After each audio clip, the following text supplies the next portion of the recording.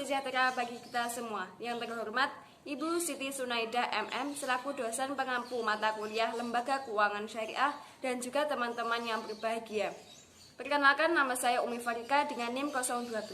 Di sini saya sebagai moderator kelompok 5 yang beranggotakan Muhammad Balian Arif dengan NIM 007, Keshi Rumatul Ayun dengan NIM 009, Maika Kuratul Aini dengan NIM 018, dan Alta Widyatama dengan NIM 041 yang akan menyampaikan hasil diskusinya mengenai pegadaian syariah.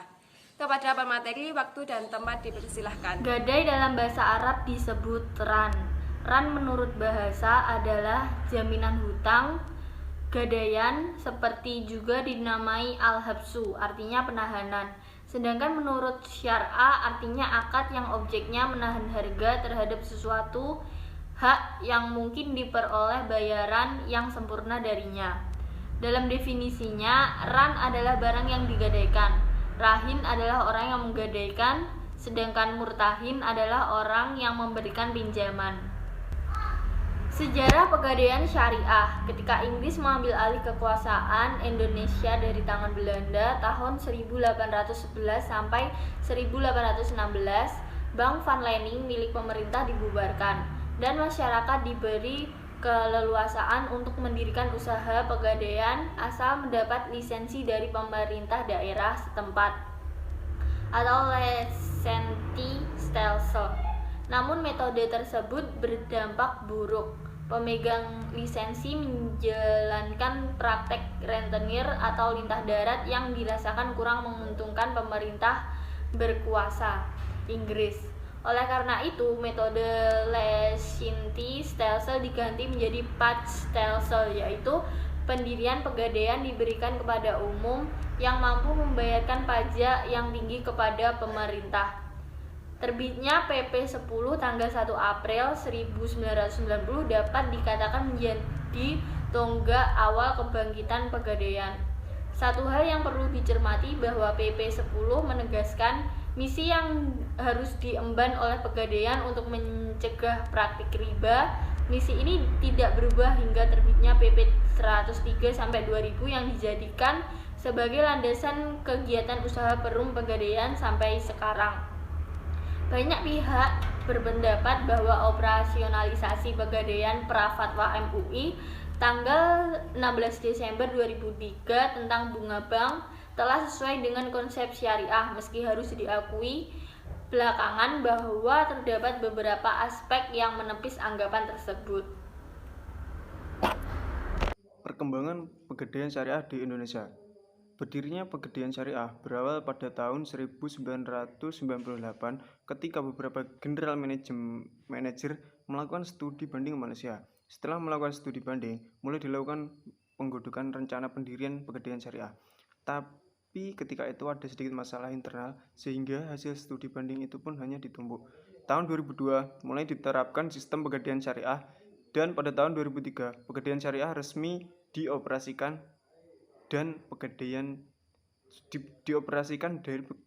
cabang Dewi Sartika menjadi kantor cabang pegadaian pertama yang menerapkan sistem pegadaian syariah. Prospek pegadaian syariah di masa depan sangat luar biasa. Respon masyarakat terhadap pegadaian syariah ternyata jauh lebih baik dari yang diperkirakan. Menurut survei BMI, dari target operasional tahun 2003 sebesar 1,55 miliar rupiah, pegadaian syariah cabang Dewi Sartika mampu mencapai target 5 miliar rupiah. Pegadaian syariah tidak menekankan pada pemberian bunga dari barang yang digadaikan. Meski tanpa bunga, pegadaian syariah tetap memperoleh keuntungan seperti yang sudah diatur oleh Dewan Syariat Nasional, yaitu memberlakukan biaya pemeliharaan dari barang yang digadaikan. Biaya itu dihitung dari nilai barang, bukan dari jumlah pinjaman. Sedangkan pada pegadaian konvensional, biaya yang harus dibayar sejumlah dari yang dipinjamkan. Program syariah perum pegadaian mendapat sambutan positif dari masyarakat. Dari target omset tahun 2006 sebesar 323 miliar hingga September 2006, akhir tahun 2006 ini diprediksi omset bisa mencapai 450 miliar. Bahkan perum pegadaian pusat menurut rencana akan menerbitkan produk baru gadai saham di Bursa Efek Jakarta. atau BIJ, paling lambat Maret 2007. Manajemen Pegadaian melihat adanya prospek besar yang cukup bagus saat ini untuk gadai saham. Bisnis Pegadaian Syariah tahun 2007 ini cukup cerah, karena minat masyarakat yang memanfaatkan jasa pegadaian ini cukup besar. Itu terbukti penyaluran kredit tahun 2006 melampaui target. Pegadaian cabang Majapahit Semarang misalnya, tahun 2006 mencapai 18,2 miliar, lebih besar dari target yang ditetapkan, yaitu sebanyak 11,5 miliar. Jumlah nasabah yang dihimpun sekitar 6.000 orang dan barang jaminannya sebanyak 16.855 potong. Penyaluran kredit Pegadaian Syariah Semarang ini berdiri tahun 2003. Setiap tahunnya meningkat cukup signifikan dari 525 juta tahun 2004 meningkat menjadi 5,1 miliar dan tahun 2006 mencapai 18,4 miliar.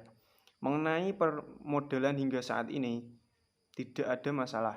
Beberapa pun permintaan nasabah asal ada barang jaminan akan dipenuhi saat itu pula bisa dicairkan sesuai taksiran barang jaminan tersebut.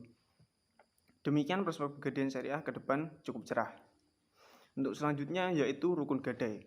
Rukun gadai ada 3, yaitu yang pertama sighot atau ijab qabul, yang kedua al-akhidan atau 2 orang yang melakukan akad ar-rahn, yaitu pihak yang menggadaikan dan yang menerima gadai.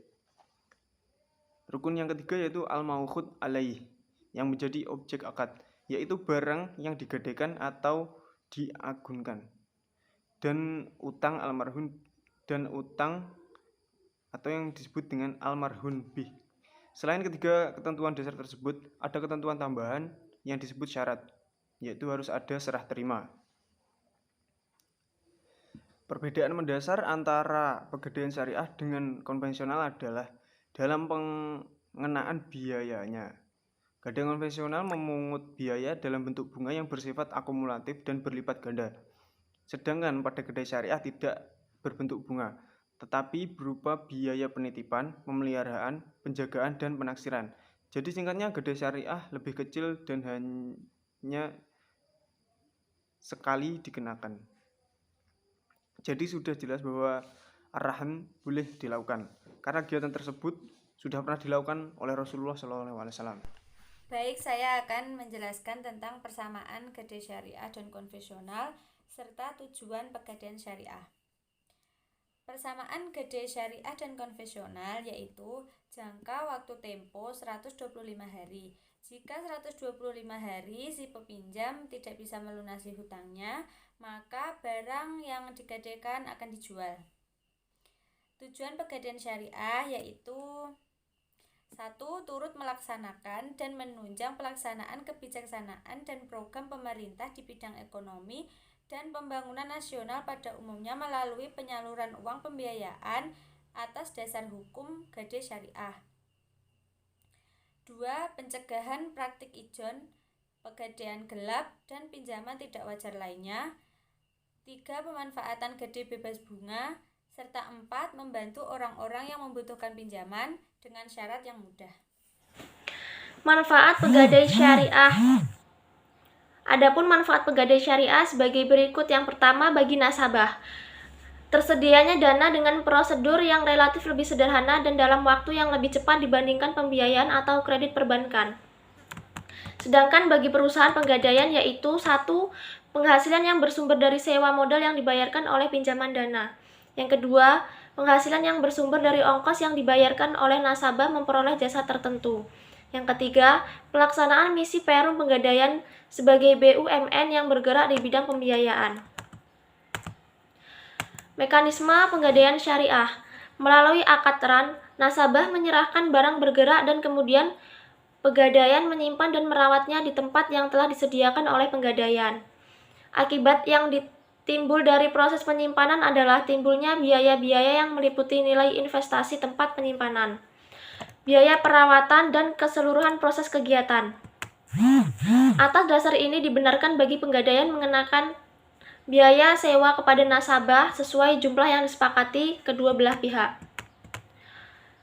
Pegadai syariah akan memperoleh keuntungan hanya dari bea sewa tempat yang dipungut, bukan tambahan berupa bunga atau sewa modal yang diperhitungkan dari uang pinjaman. Sehingga di sini dapat dikatakan proses pinjaman meminjam uang hanya sebagai lipstick yang akan menarik minat konsumen untuk menyimpan barangnya di Pegadaian. Baik, sekian presentasi dari kelompok 5. Kurang lebihnya mohon maaf. Akhirul kalam. Wassalamualaikum warahmatullahi wabarakatuh.